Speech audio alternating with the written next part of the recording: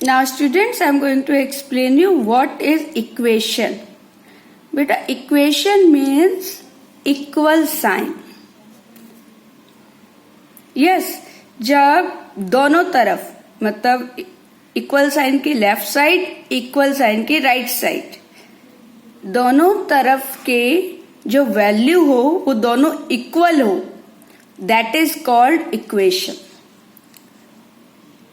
Equal to sign in between two sides, ये होता है equation. Okay, that means LHS left hand side it is equal to RHS, that means right hand side. Clear, understood. और equation के दोनों side में से कोई भी एक साइड क्या होना चाहिए, वेरिएबल होना चाहिए. क्या होना चाहिए, इक्वल के दोनों साइड में से एक साइड में वेरिएबल होना चाहिए. नाउ हियर आपको एग्जांपल दिया हुआ, देखिए 3n greater than 103, y plus 5 less than 15, x minus 7 greater than 5. They are equation? No, they are not equation. क्यों? इक्वेशन का फर्स्ट रूल है कि उनके बीच में कौन सी साइन होनी चाहिए, इक्वल टू की साइन होनी चाहिए. Understood. So here is an example. Which of the following are not equations? First, 50 इज ग्रेटर देन 35. ये ग्रेटर देन है क्या? नो, लेस देन है. 5t is less than 35. It is not the equation because equal sign नहीं है. 4y minus 3 it is equal to 12. Yes, equal sign है, that means it is equation. Okay. Next, 7x is greater than 28. ये भी equation नहीं है क्योंकि इसमें भी equal की sign नहीं है. So both 1 and 3 are not equation. Clear? Next. आपको समझ में आ गया इक्वेशन. अब आपको बोल रहा है नेक्स्ट एग्जांपल में, an equation is written for each statement. हर एक स्टेटमेंट के लिए आपको इक्वेशन लिखना है. आप जैसे अलजेब्रिक एक्सप्रेशन लिखते थे स्टेटमेंट के लिए, अलजेब्रिक एक्सप्रेशन में जिसमें वेरिएबल भी हो, लेटर भी हो. Is it clear? और they are connected with mathematical operation. This are called algebraic expression. तो आपको अलजेब्रिक एक्सप्रेशन लिखना है और उसमें क्या, इक्वेशन में इक्वल की साइन होनी चाहिए उसके बाद, और किसके इक्वल है वो लिखा हुआ होगा. तो you have to form the equation. Here is a statement, a number increased by 6 is 20. यहां तक देखो, यहां तक तो आपका अलजेब्रिक एक्सप्रेशन आप बना सकते हो. अ number increased by 6, that means a number, कोई भी नंबर आपको पता नहीं है.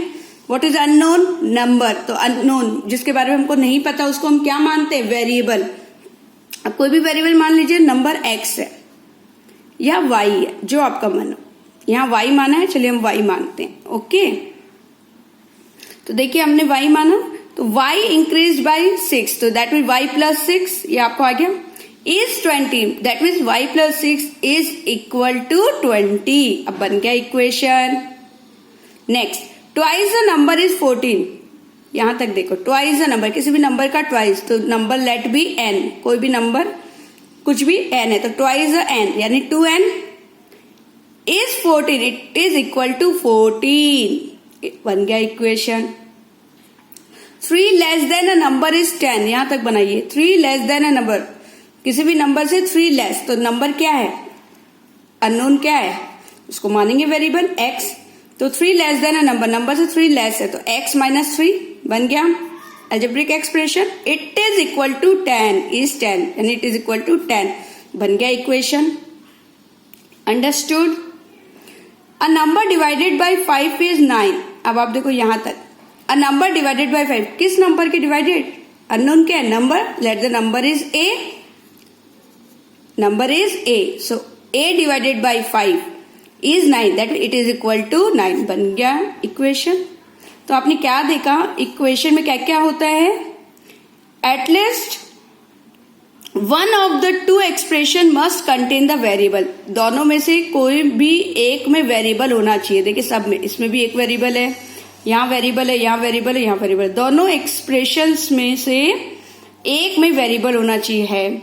दूसरा, एन इक्वेशन में कंटेन नंबर्स, वेरिएबल्स और एल्जेब्रिक एक्सप्रेशन। इक्वेशन में नंबर्स भी हो सकते हैं, वेरिएबल भी हो सकते हैं, नंबर और वेरिएबल या एल्जेब्रिक एक्सप्रेशन। तो हमको भी पता है नंबर और वेरिएबल जब होते हैं that is called algebraic expression. That means equation में आपके number, variable, that means algebraic expression होना चाहिए। Okay, understood, clear?